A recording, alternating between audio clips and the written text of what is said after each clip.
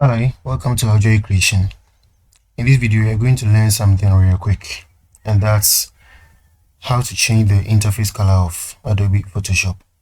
To do that, go to Edit, select Preferences, then Interface. So you wait for interface to load.